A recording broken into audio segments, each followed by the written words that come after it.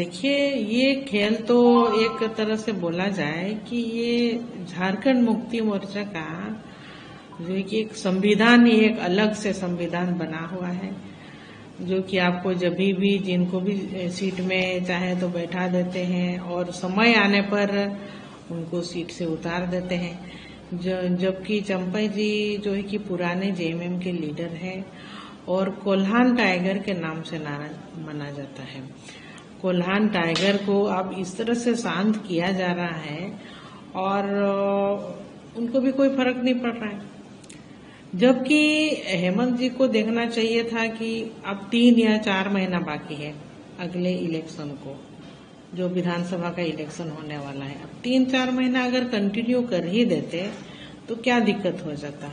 अब ऐसे बीच में सरकार, फिर एक सरकार जा रही, एक चेहरा जा रही है और दूसरा चेहरा आ रहा है। देखिए, ये खेल तो एक तरह से बोला जाए कि ये झारखंड मुक्ति मोर्चा का जो है कि एक संविधान ही एक अलग से संविधान बना हुआ है, जो कि आपको जब भी जिनको भी सीट में चाहे तो बैठा देते हैं और समय आने पर उनको सीट से उतार देते हैं। जबकि चंपई जी जो है कि पुराने जेएमएम के लीडर हैं और कोल्हान टाइगर के नाम से माना जाता है। कोल्हान टाइगर को अब इस तरह से शांत किया जा रहा है और उनको भी कोई फर्क नहीं पड़ रहा है।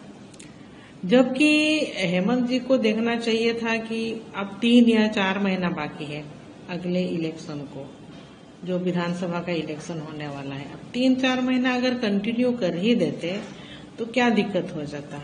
अब ऐसे बीच में सरकार, फिर एक सरकार जा रही, एक चेहरा जा रही है और दूसरा चेहरा आ रहा है। देखिए, ये खेल तो एक तरह से बोला जाए कि ये झारखंड मुक्ति मोर्चा का जो है कि एक संविधान ही एक अलग से संविधान बना हुआ है, जो कि आपको जब भी जिनको भी सीट में चाहे तो बैठा देते हैं और समय आने पर उनको सीट से उतार देते हैं।